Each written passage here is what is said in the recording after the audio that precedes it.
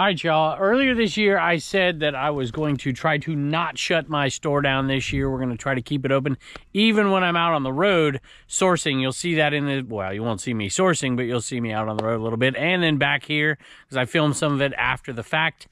And the way we're doing this is that since I'm gone, either my wife or Jess, if we need her, is going to come in and ship for us. And we kept the store open and we had some sales. Whenever we do that, we do a Q&A video and show you the sales. That's what we're going to do today. Let's go take a look.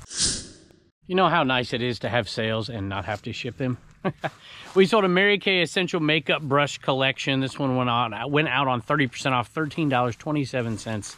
plus shipping. I've got a question from Cindy, and then I'm gonna go get some ice cream at the Strawberry Patch here.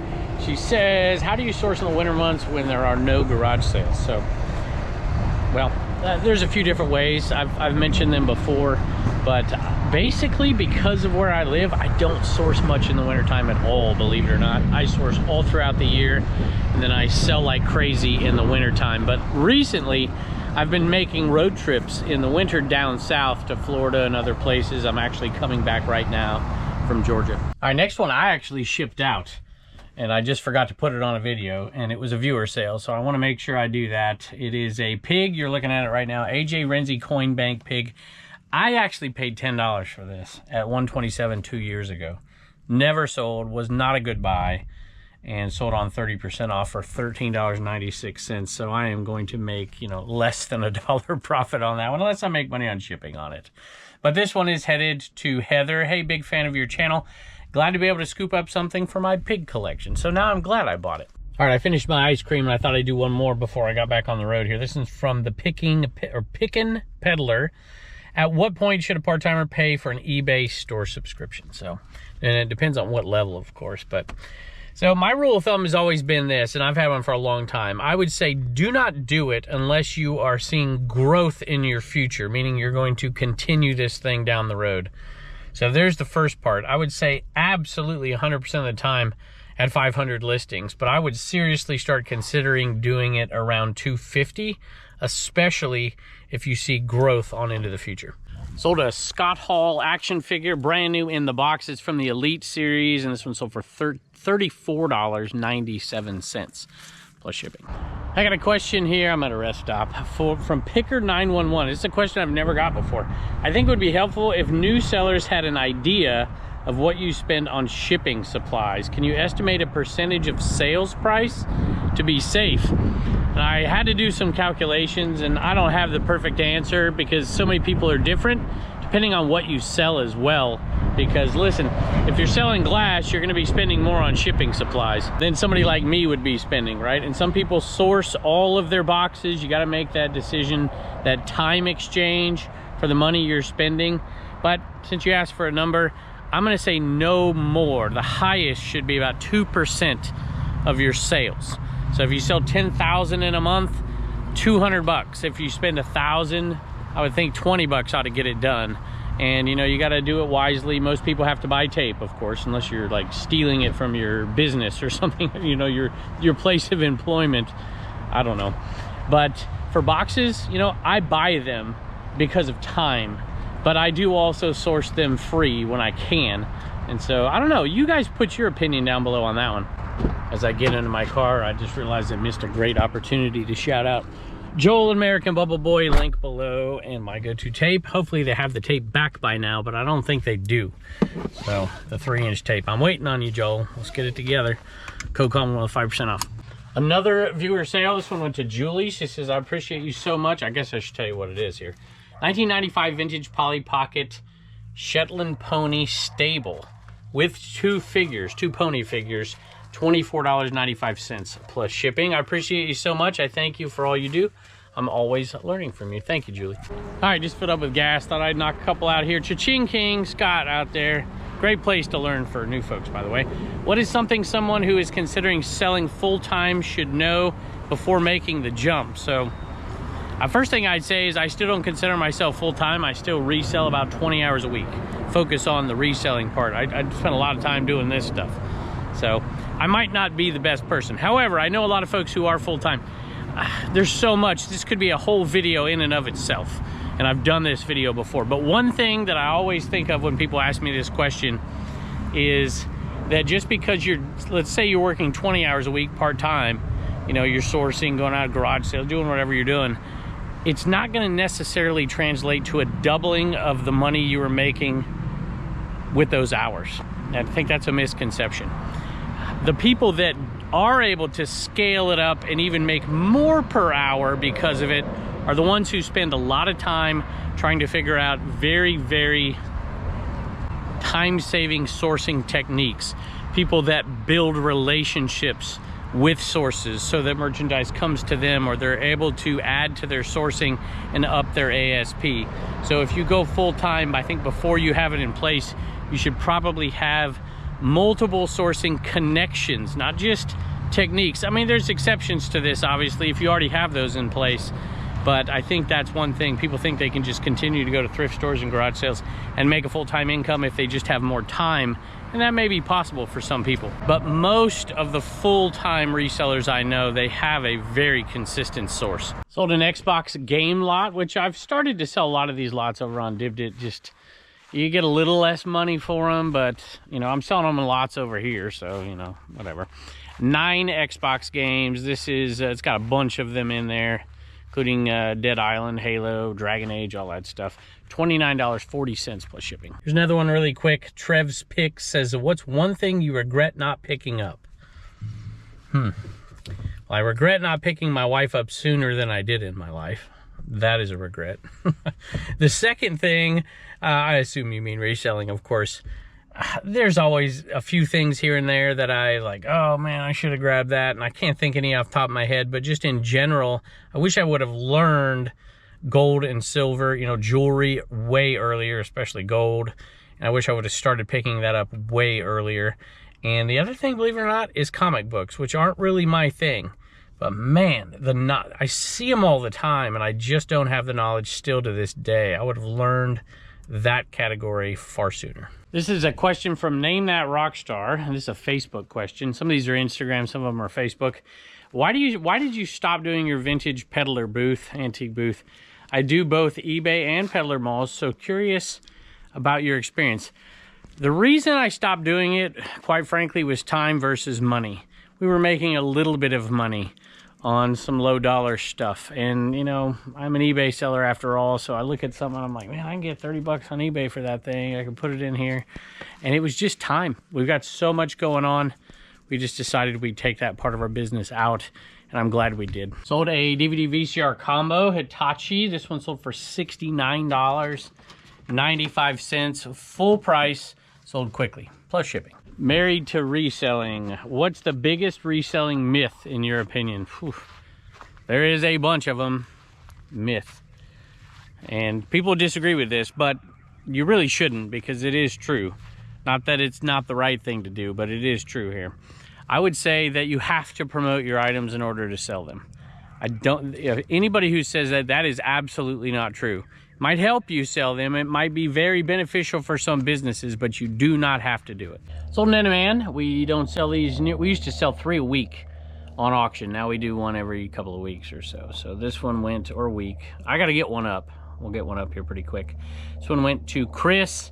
And he says, thanks, Kevin. So excited to finally be able to add this guy to our collection. Love watching all your videos and getting ideas for our own eBay sales. Thank you, Chris. This question seems very pertinent to what I just did a little bit earlier today. So the Shell Cole, this is a Facebook question. I would love to see how your workflow process goes from once you get an item, which is what I just did. Is it logged into an inventory system? How does your listing process work as far as photos, researching, drafts, and final posting? So I'll show you really quick. So my truck was full, absolutely full up here, some in the front, and this whole thing was full in the back here. And here's what we do typically, and the people involved in it are always me and somebody else, either my wife, sometimes my kids, or Jess. Today it was Jess, thank goodness. I didn't want to unload this truck from a weekend of sales without having somebody here to help. So, and there's some stuff still full we haven't quite got through yet, and we ended up getting rid of a couple things too because of issues that I don't want to sell. So I bought them, but whatever. All right, and so we leave some of that stuff out here, but I come and I put all the stuff out here if the weather is good, and then we come in here and I have different totes. And this is the second batch of totes we filled up.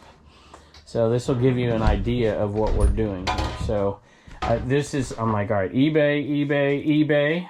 Okay, we filled 3 other ones and we put them back there already on the eBay shelf to work with later. This is Dibbed It Threads right here. This is going to probably be Dibbed It right there. We have a polish and brush bin down there that we fill up.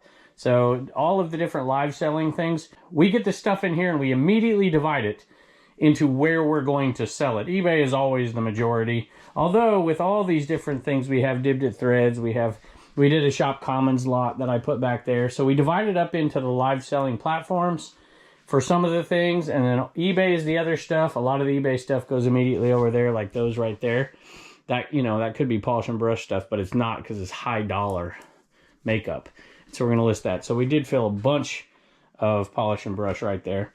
And then it just depends, whoever's out here doing it. Sometimes it's me if we need listings and Jess hasn't been here for a week or so.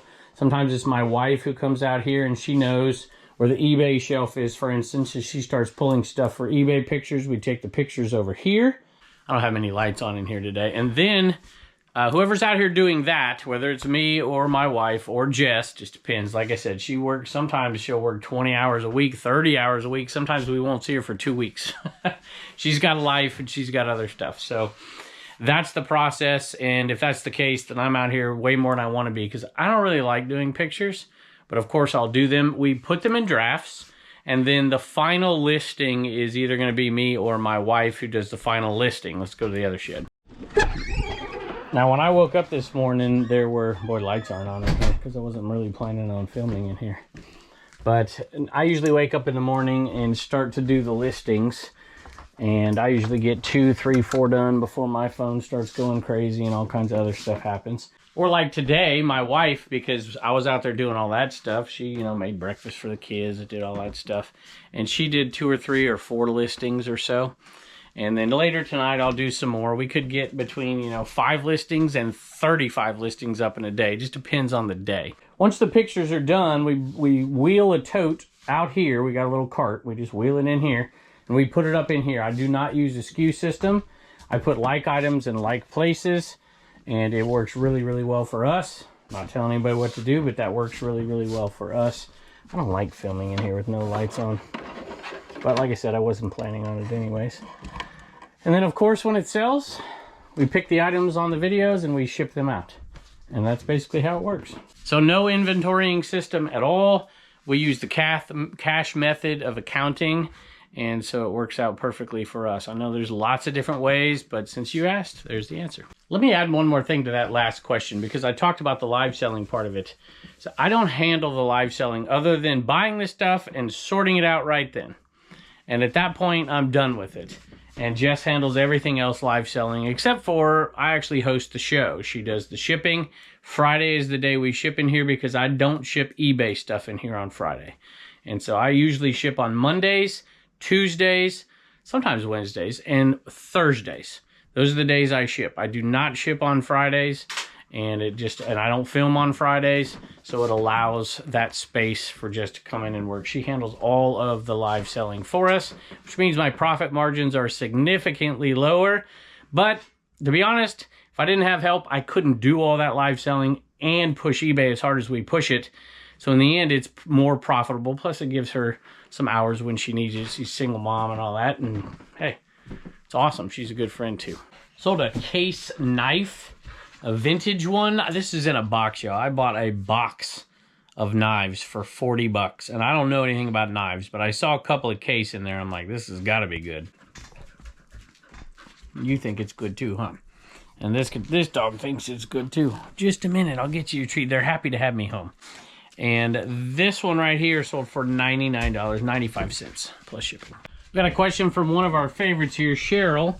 And she says, what does she say here? I think you have said you use flat rate, not the P.O. Box flat rate. That's right. When I say I use flat rate shipping, that does not mean I'm shipping in a USPS flat rate box. People get that confused often. Flat rate for me, I choose a rate for shipping a product. It's usually based on the weight, sometimes the weight and the size. And, you know, if we make a little bit of a mistake, it doesn't matter. If you're buying right, it doesn't make much difference because you're making some profit on it.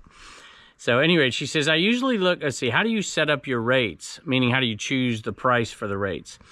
So for me, because the setup is totally different, that's a whole video. Cha-Ching King's got one. You can go check him out. I usually look up, she says, I usually look up what the cost would be as calculated, then settle on something in between, something I lose a little bit of money on. Other times I gain some. I'm going to go back in the cabin. This is going to require a little bit more of an explanation because it's Cheryl, who is my wife's favorite. So, not that you're not my favorite, but she made us this pillow, y'all. That's that pillow right there. Okay, so you do need to, if you're going to do flat rate, to me the benefit of it is speed. And not having to, you know, guess weights, and well, you're guessing weights anyways, but pre-calculate and put it in a box and pre-package and all that stuff. So setting up your rate tables. So for me, I don't even know what they are exactly, but you know, here's the 4-ounce rate, here's the 8-ounce rate, 12-ounce rate, 15-ounce rate, pound, 2 pounds to 4 pounds, 5 pounds to 10 pounds, something like that. That's how we have it set up, and it just goes up incrementally based on how much stuff usually costs to ship. We have it set up that we're not going to lose money very often, but it does happen from time to time on larger items. If you want, you could scroll. There's always a link to my store. You can scroll through and just look at an item. And it's like, okay, that's a small plush. You know, he charges, you know, $6.50 for that, or whatever it is that we have listed. And you can steal my rates if you want. Just know that my rates are fairly competitive, pretty darn cheap. So we do that even on some larger items. Like we had a DVD VCR combo the other day, and my wife was listing that. I usually list all that stuff, but sometimes I get busy. She's like, how much, you know, $20 is that, you know, whatever rate that was. And we have these flat rates too for really large items. I just have one in there that says $19.99. I have one that says $24.95. I have one that says $29.95, whatever it is. And I just choose. I just pick it based on what my experience tells me. And so she's like, you know, $20 on this one. I was like, no, put it at $15.99. She's like, it might cost more than that. And I'm like, I know, it might. But we've got so much profit built into this thing, you know, and sometimes it doesn't. Sometimes it's going to, you know, somewhere in Virginia and you're paying like $10, $11 to ship it. So I was like, $15.99 will bump the price up a little bit and it'll be fine. It'll market itself to a far greater audience with that lower shipping price. Sold some vintage Sansui headphones, $18.99 plus shipping. Grammy Pammy from Kentucky. I like that name. I think that's a Facebook question as well. Can a seller accept a money order to be mailed and then ship an item and still have eBay protection? Or should a seller who requests this be reported to eBay for asking to transact outside of eBay? Yeah, look, I remember the days I get cash, money order, cashier's checks, all that stuff. Those days are long gone. It's a scammer. All right, sold some more of those packs, those Skybox packs. We're getting low on those. Sold 2 of them. EXL Basketball 95.96 for $53.90 plus shipping. I keep hoping for some short answers, but I keep reading these questions. I'm like, So I think I'm gonna have to sit down for this one as well. This one comes from King of Sling. I like that name, the King of Sling. Very good Facebook question, and I cut this off in this little screenshot I took. I'm a seller on eBay, not a reseller, but someone who just wanted to clear out her house and sell things that may be of use to someone and are in good shape before donating them. Also doing this because I got laid off my job and, okay, got it. Not saying this for, you know, any charity or anything, so that's cool. I hear you mention Dibbed a lot and state that it is a good platform for certain sellers. I got on there to poke around and wanted to know what you mean by certain sellers. Interesting. All right, so I'm going to have to answer that one here for you. And there's quite a bit more than that, but I'll answer it like this. It's what I've said for quite a long time about live selling. It simply is not for everybody. You know, to be a good live, of course, you know, people ask questions about followings and all that, but to be a good live seller, you obviously need to have an audience or you're not going to sell anything. But to be a good live seller, 2 things have to be in place, and that's for anybody, even people that have, you got to have merchandise and you got to be able to buy it cheap. So you got to have a steady stream of merchandise and you got to buy it cheap. If you're going to be like a full-time live seller, does not sound like that's the case for you. That's part of the reason we started Dibbed It. We wanted people to be able to come on there and be live sellers consistently. And since it's a shared marketplace that, you know, we try to bring the people to the marketplace. People can go in there and partner with other sellers on a co-stream or benefit from us being able to push their show and to publicize it for them so that they could go on and do. There's a guy did a card show the other day. This is a good example. He doesn't know anything about cards whatsoever, but he had a ton of really good cards. And so he's like, do I want to spend forever researching and listing on eBay? Or do I just want to get a bunch of money out of these things, sell them off at a discount to a bunch of resellers who know exactly what they're looking at when they put them up there? And so in that case, he was the right seller. He was the right person because he was willing to let them go at a lesser price to get them all gone and to save himself the time. So that's what I mean by certain sellers. If you are a typical thrifter garage seller and you're going out there to find eBay merchandise, you're not going to be having a ton of merchandise that you're willing to sell at a cheaper rate. This really works better for people who have massive amounts of inventory, who they can make top dollar on some of the items and they can make a lot less on the other, but they can increase their volume. You also have to have somewhat of a personality, and you have to run a good show and that kind of stuff. So that's what I mean by certain sellers. Some people just aren't cut out. There's been people come over there and try, and they're just typical thrifters. They're paying Goodwill prices for stuff. Well, people in those live streams a lot of times don't want to pay much more than Goodwill prices or even Goodwill prices, depending on what you got. And so it could work for somebody like you. But it really takes some planning, some coordination with the people who are over there, with people like me, and getting that audience to you on your first sale, because you're not going to sit there and run for months on end and build an audience over time. People find good items, so it just depends. There's a whole bunch to live selling. It's why I don't tell people start live selling. I've heard other creators like, you're missing this opportunity. Some people aren't missing any darn opportunity because it just simply isn't right for them. But a lot of folks, especially storage unit folks, it really does make sense for people like that. Had a lot of viewer sales when I was gone here. This one is, I don't have the name, I'm sorry. Double Exchange is the eBay store name.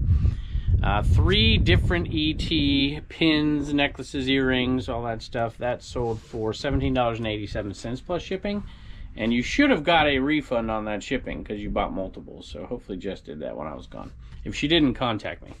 I've watched your channel on and off for years. Thanks for all the great content. I'm buying these earrings for my wife as an anniversary gift. 20 years. Congratulations. We are celebrating at Universal Studios, and one of our favorite rides is E.T. My wife absolutely loves E.T. I cannot wait for her to see these. Oh, and my name here isn't really my name. Oh, I see. That's all right. You probably got these already because I've been gone. Mike Billups says, what is an item that consistently sells well that is overlooked? There are hundreds of them, and I overlook them. But since I just pulled this out of my car, I'll show you this one. Day 3 of a highway sale. This is still sitting there. Nobody wanted it, and I bought it dirt cheap. I took it apart. Y'all, it's a purple ab roller. Took me about 30 seconds to take it apart because that's all there is to it. There's those screws right there. Now that I'm back home, I gotta put it back together, wipe it down a little bit, put it out in the grass, take a picture of it, then take it apart again. Again, a 30-second, 1-minute process. And believe it or not, it does not take much to ship these. I usually ship them in a small TV box, and it usually gets done like that. And these can go for good money. I don't know what the market is right now, but you're probably looking at it. Back to the other shed, we sold a Walkman set of headphones right there for $13.96 plus shipping. Next question is from Thrifting Vegas, and most of you probably know her from YouTube, that wonderful accent. So thank you for the question. Hey Kevin, most common question I'm asked is, how do you know how to price your items for resale? Whew, that's a long question if you really get into the details of it. I'm just gonna give the short answer is, you know, I use my eBay app. I use it all the time. I don't use Google Lens and all that. eBay's Lens is good enough when you're out there sourcing stuff, but when you're researching to actually price it, I look at the sell-through rate. You know, if there's 300 items listed and 30 sold, that is a terrible sell-through rate. So I'm going to go lower than I'm going to go at the last sold items and probably go a tick underneath it if you need to know the truth.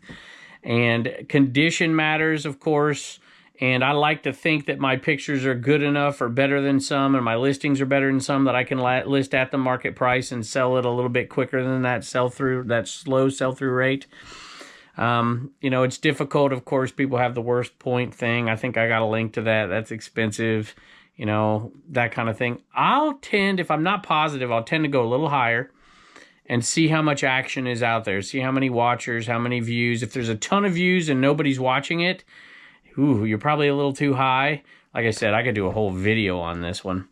So the basic answer is I check eBay comps, but I look at both the sell-through rate, the solds, and the listeds, and then compare my items condition to those other people's items. But I like to be at the market, what they're typically selling for, or a little bit under, unless mine is a much better example of something, and then we're going to bump that price up.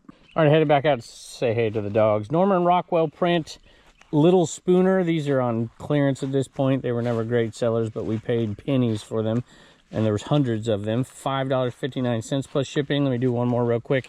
A-line Universal insoles. Bought these down in Florida on my last trip in January. $25.95 plus shipping. All right, I can't tell who this one's from. It says Traveling, THRI, Traveling 3. I don't know if it's cut off or what, but how long after you started the Trash to Cash podcast did you realize you were losing hours of your life doing that? I'd like to say I knew it immediately, but the truth is I knew it before I started the Trash to Cash podcast. Sold a Kodak Kodaslide Ready File slide storage container. These I probably wouldn't have listed. Actually, these were my folks. And my mom was like, can you sell these? And I'm like, yeah. And then they didn't sell. And then they went on clearance. But there was multiples, so $6.97 plus shipping. And I also sold a vintage hand-blown glass pink, blue, white swirl picture vase. $17.99 plus shipping. Manor House Vintage says, how do you juggle all the things, especially when you have another job outside? Do you have a set schedule that you keep, etc.? Well, first of all, if the question is for me, I don't have a job outside unless you consider me holding this camera a job outside. But I don't know. All the things that I do all kind of interconnect. So, and to be honest with you, I like what I do so much, I wake up in the morning and just start doing it. And, you know, so it doesn't all seem like work to me. Some of it does, of course. But I get, you know, it was tough. When I've talked about it a lot when I was a teacher, and you know, you kind of had to. I couldn't wait to get home to resell. I could not wait, and so I didn't think about it very much. And of course, you've got family stuff, and you got to make sure that that is a priority as well. Sold a pretty plain Jane Longaberger basket, 30. This was a send offer, I think. Round basket with leather handle and plastic liner, $14.20. Not a big one, plus shipping. This question is from Justin, aka what is your name? Running for the King. On YouTube and Instagram. Go check him out. Super nice guy, by the way. Is there anything that was part of reselling back when you started that you wished was still a thing today? Things change, but is there something you would like to have not went away? Well, it's not that this necessarily went away, like planned went away. It's just the consumer base changed. Yeah, I used to buy jeans by the bushel full at Goodwill for way cheaper prices, like $1.99 back. That's 20-some years ago. And that's not what, I mean, obviously I wish that was here too, but I used to take them home and I would run them all on auction. I would list all of them at 99 cents and then, you know, jack up the price or jack up the shipping just a little bit because there's no fees on the shipping. I wouldn't go nuts, but we would, you know, if it cost $6 or $5 to ship it, back then I think flat rate, you could put them in a flat rate envelope for, maybe it was $4.75. It was super cheap. And so you put like $7 on it or $6.99, and then if you paid $1.99, even if it sold for 99 cents, you're making a little bit, and some of them would go straight through the roof. So you didn't have to do much research. You just had to list it the way it was. I wish a lot of things were still like that. I think because they're not is why you've seen an influx in live selling, because there's so much work and details that goes into static buy it now listings and waiting and storing. So hopefully that helps, Justin. I know you don't need to know the answer. You've been doing it a while, but that's a great question. Sold a Kodak NASCAR Sterling Marlin hat. It's been listed for a long time, y'all, because I took that picture in that shed myself many moons ago, and it finally sold on clearance, $13.29 plus shipping. All right, we're going to knock out 3 questions in one here. I screenshotted them all 3 together, all good questions. This is from Alex Tincher, 95. What is the better strategy, quick nickel or slow dime? Does it depend on your sourcing area or sourcing product? Both. They're both viable. I use both all the time. I think that they both play into, obviously, the slow dime is awesome, but there's issues with it. And the quick nickel is awesome, but there's, a little opportunity cost in money. So I'm not going to answer that one other than to say both. Does it depend on your, and it is because of the second part of your question, because the circumstances and the sourcing methods are different for different people as to why that really matters for the first part of the question. Calvin Fisher, you've been around a long time, by the way. Thank you. What are your thoughts on retail arbitrage, and is it worth it? I used to do a ton of it. One of my biggest buys ever was a massive, it was $250 a piece for L'Oreal microdermabrasion kits at the Walmart that was in town. This is 2 decades ago. And I'd go in there every day and buy like 40 of them, whatever they had out, and they just kept bringing more out. I'm like, this is insane. I was only making like $9, $10 profit a piece, but there was tons of them, and they were selling quickly. So yeah, I like it. I don't know if I'd say I like it. I don't like it like I like garage sales, and I don't do much retail arbitrage. But yeah, it's worth it for some folks. There'll be some folks in the comments that say it's absolutely worth it. I just don't enjoy it as much as the other. Plainsman, how do you keep your books straight for taxes with all those inventory items? I said earlier I use the cash method for one. And how do you score in paying yourself? I'm assuming you mean how do you put that into your books? So my books are pretty simple. Everything that is spent is categorized. I have a bookkeeper at this point, but you can do this stuff on QuickBooks and stuff. And I should just give the short answer, my reseller Genie. There's my short answer. Code Commonwealth, 15% off your first month. But really, the method of bookkeeping is huge, and I use cash because it is so much more efficient. It's not even close. And I know people argue with me, but you will never convince me. Never. No chance at all. And I do pay myself. I pay myself twice a month. And I think that goes to another question I saw that I might answer in a minute. Well, I'll just answer it now. Talking about, what percentage of the money comes in. Do you dedicate certain percentages to different things? And I do with a couple of them. But the main one is paying myself. As long as there's enough money to come in to pay what I typically pay myself every single month. And that dollar amount is pretty low. Because I want to make sure that every month I'm going to make at least that much or more, and we do by far make more on the reselling part compared to what I pay myself. And then you can do a draw later on at the end of the year or something, or 2 or 3 times a year, but make sure there's enough money in there for that. We do set aside money for taxes and for paying myself, but that's really all we do for setting aside, because I pay myself so little, there's always ample amount of money in there to go out and do the sourcing. Whew, that sun is shining. Sold a vintage Richard Petty t-shirt, single stitch, went off on clearance, unfortunately. $17.46 plus shipping. Brenda Lou says, do you believe without a following, using an auction platform such as Whatnot is a place where you'll lose money at first without a following? And then there's the second part of this question. So the short answer for your question is yes, I do believe that in most cases. Because you got to grow the following. So yeah, there's a lot of losing money and there's no guarantees. Dibdit.com. As a once realtor, we were taught anything will sell if it's priced right. Do you believe this is the same rule for eBay? Well, you're a realtor, so we're talking about property and a home. So that is, I think that's absolutely true as a realtor. I don't think it's true for eBay. I would say that most things will sell if it's priced right. But if the value of an item is less than the cost of shipping that item, it's not going to sell. So, I mean, if I'm looking at my son's used wiffle ball bat that he painted into a pencil, used a Sharpie into a pencil that's kind of jacked up at the bottom. There's no way that thing is selling unless it's just some kind of pity or charity thing or something. So I don't believe that's the case, but I believe it's the case for a lot of items, a ton of items. So Nerf ping pong set, unfortunately, it didn't sell for full price. And I wish it did because I love this. I played it when I was a kid. Sold for just under $12 plus shipping. Question from Josh Wooldridge. Best way to track everything that's deductible on taxes. MyResellerGenie.com, code Commonwealth, 5% off.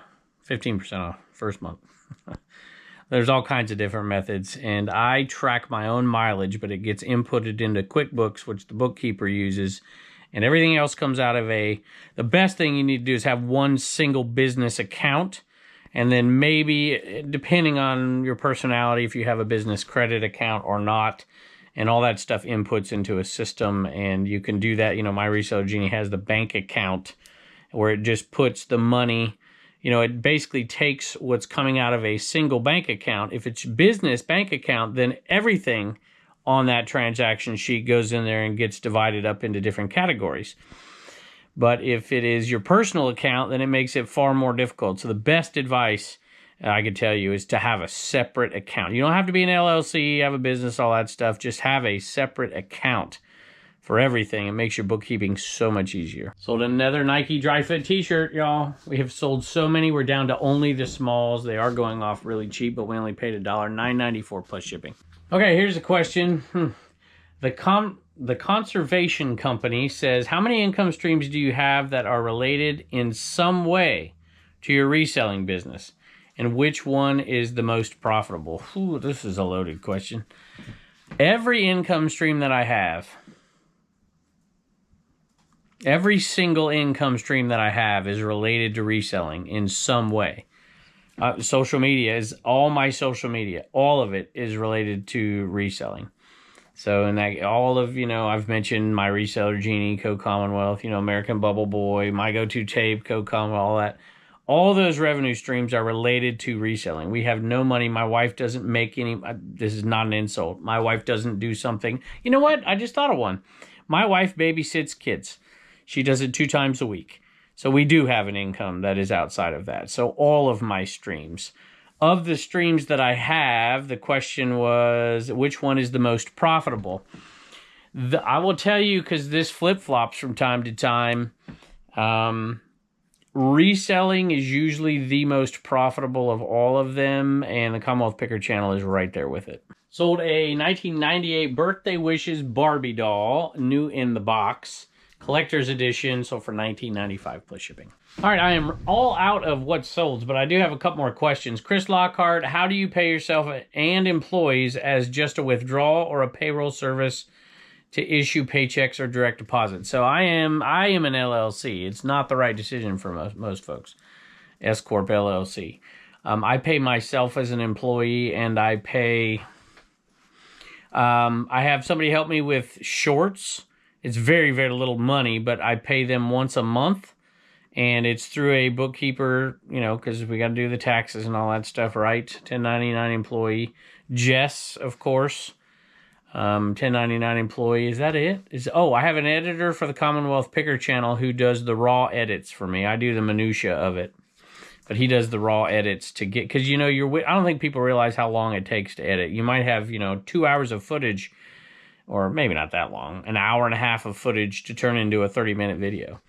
And so the raw cutting, getting it down to something that's very workable, that could take me, you know, at less than an hour to do, maybe 45 minutes to do, as opposed to sifting through hours of footage and organizing it. So that's somebody who gets paid as well. So it's a payroll service, essentially. So hopefully that answers your question. I have a couple more here. Let's do one in here, and we'll go outside for the other one. The Vintage Unicorn. How did you get started on your YouTube channel? What were your biggest obstacles when you first started on YouTube? There's a lot of questions. How much does your channel help your eBay sales? Oof, boy, I'm just going to take them one at a time. Let's just do this. How did you get started on YouTube channel? I picked up my camera like this and filmed an upright video, and it was terrible. And I am a very obsessive person. I am an addictive person, to be perfectly honest with you. And so once I started, it was hard to stop. And I put videos out for basically every day for 3 years. 2 years? 3 years? Something like that. And that's how I started. And I just was grinding and grinding and grinding, and a couple videos hit, and it started to roll. Second part of your question is, what were the biggest obstacles when you first started on YouTube? I'm an idiot. That's the biggest obstacle. I can't run a computer. I still to this day have only edited one video on a computer, and that was partially. So every single video I've ever put out is edited on my phone. I hate computers that much. The biggest pro con as a YouTuber, criticism. Criticism is the biggest con. I get it all the time, and it's expected. People are going to criticize me, and that's perfectly fine. And the criticism that hurts the worst is the criticism that's not understood because they don't know the whole story. So, which is why I typically don't criticize people unless I absolutely know the entire story, which is almost never. The biggest pro is you make money from it. Absolutely the biggest pro. Changed my life forever. What is the one thing you wished you knew when you first started on YouTube? Whew. That everybody out there in the YouTube world isn't. I have an assumption that all people are. See, this is hard to say. I'm trying to say it because I don't want to criticize other people. Just like what I just said, and I don't want a blanket statement, folks. Taking people at their word. I've made mistakes and didn't realize that they were mistakes at the time. And people have made mistakes with me, and they didn't realize they were mistakes at the time. It is competitive in some senses, and I didn't realize what was acceptable and not acceptable with different people, because different people have different, idea of the right thing to do, the wrong thing to do. This is getting into the weeds a little bit. I don't know. I'm just going to leave it there. All right, I lied. I'm not going to leave it there because there's another part of that question. Any advice for someone considering starting on YouTube? Yeah, it's hard to grow, harder now than it was when I started. And so not that people can't do it. So I don't want to discourage anybody from doing it if it's what they want to do. I would say you have to be passionate about it. You have to realize how much time goes into it. It is far, far more than people think. Because they see these, 20-minute videos, but they don't see the 3-4 hours it took to put it all together, to do thumbnails, to titles, to film it, to edit it, to prepare for it, to whatever. And there's different styles of videos that take longer or shorter, for instance. So, if do it for the passion of it, because the money is only there for the folks that somehow get fortunate enough to get that pop and to break out. I know a lot of people who still put out YouTube videos. My buddy Richard, he's still putting out videos on drop flips, and he's struggled to ever get that pop and to see that money really coming in, and he's a super nice guy. So it is a struggle. You should probably find somebody who has succeeded at it and somebody who has struggled to succeed at it, and ask both perspectives before you really jump in. And your expectations have to be for yourself as opposed to comparing to other people. Comparison is the thief of joy. So be very careful what your expectations are out of it. Just realize there's another part to your question as well, and it's how much does your channel help your eBay sales? I would roughly say, I've said it before, 20% of my eBay sales are directly from viewers. So it helps out a significant amount. That varies. It may be as low as 5%. I've seen it as high as 40% on a given day. Y'all, spring is springing here. Just walk past the tree. It's all of a sudden got flowers on it, and I feel like I didn't even see them yesterday, and I hear the bees buzzing up there. Shani Ward, how do you balance family time with drive to sell? I find when I'm home with my family, I'm constantly wanting to be listing, selling. My drive is to buy a house for us, and I feel when I'm just watching TV or something, I could be making money instead.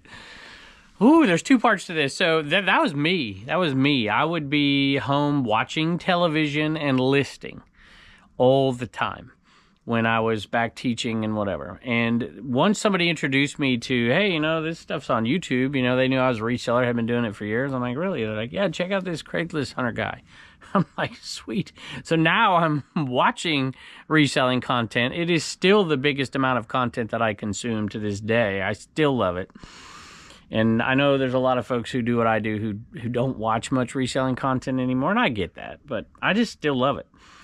And So I think you're right, but it is true. Sometimes my wife will look at me and she knows I'm listing. I'm listing something instead of enjoying a movie with the family. And she'll just give me that look and I'll put my phone down. And when she leaves the room, I'll pick it back up and wait for her to do it again. Because that's what I do. I like it. But there are definitely times that you gotta, family comes first, y'all. And that's a double-edged sword because wanting to buy a home is for your family. There's no doubt about it. And so many folks out there resell and their family doesn't support them in it and they don't realize you're doing this because you want more for your family. That's a very, very good question. And I bet there's a lot of people who relate to that question out there. It's just, you got to figure out what's right for you and for your family. And, I'm fortunate enough to have my kids here with me. And it's awesome. We decided to homeschool them just as much as anything else, knowing that this would take quite a bit of time. But I'm not gone all the time anymore. My kids are here. If they need me, I can put my phone down and we're going to get, Turner just came home with his mom and we'll probably play catch here in a minute. Ray Boren says, what did I eat for breakfast? I have no idea. I would guess a bacon, egg, and cheese biscuit. I had 2 eggs with toast. Heidi Suzanne Cedarville Graham. I, like you, have been selling for over 20 years on eBay with the new marketplaces popping up all over the place. Where do you see eBay going? Nowhere. I don't see it going anywhere. When we started, there was a great opportunity because the other platforms did not exist. Just curious what your thoughts are. I think reselling is a growing pie, a massive growing pie, only getting bigger. It will seem lean for some people who remain on one platform or another, and I'm not saying it's not the right decision at times because some people are trying to cut into the market share. I think that's why you should explore and do different things, but don't do different things that are stupid after you've figured out that you don't want to do them or they're not making you as much money. But still learning them and never completely turning your back on them, I think, is a good idea. I've tried many platforms, stopped some. I always have done eBay. I probably always will. I've been doing Bonanza for a long, long time. I probably will as long as it's still there. And I'm doing Dibbit. Dibbit cards, Dibbit sports, Dibbit threads, and I like all of those. But I stopped doing Posh. I stopped doing Mercari. Christopher White, what is the airspeed velocity of an unladen swallow? Y'all tell me in the comments below if you know what movie that's from. It's a great one. And one from Daniel Brown. Why do you pay more than asked at any particular sale, especially at charity? Why do you pay more than asked at any particular sale, especially at charity sales, when you are such a cheap SOB? How much do you pay your old man besides letting him have the joy of being with you at work and learning so much from you? I'm not even going to comment. Shade Tree Picker, do you advertise locally for buying collections, cleanouts, or private picks? I do not, and I should. And that's it. Awesome. Thank you all for joining us, and I can't wait to see you next time.